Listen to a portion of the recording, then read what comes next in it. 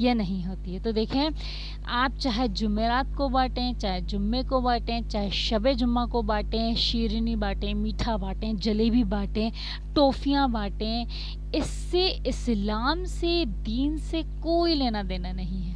بات سمجھ آ رہی ہے میری؟ آپ یہ چاہتے ہو کہ گھر میں خوب خیر و برکت ہوگی، ہم چھوٹے معصوم بچوں کو میٹھا کھلائیں گے، جلیبی کھلائیں گے، یا ٹافیاں کھلائیں گے، یا بسکٹ، یا کیا کہتے ہیں اس کو، میٹھا کھلائیں گے، کیک کھلائیں گے، یا برفی کھلائیں گے، اس کی وجہ سے ہمارے گھر میں خوب خیر و برکت ہوگی شب جمعہ یا جمعرات کو بانٹنے سے.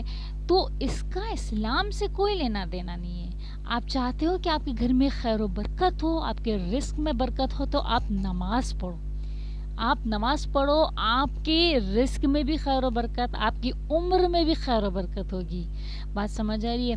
آپ روزہ رکھو، نفلی روزہ رکھو، نفلی نماز پڑھو، تہجد پڑھو.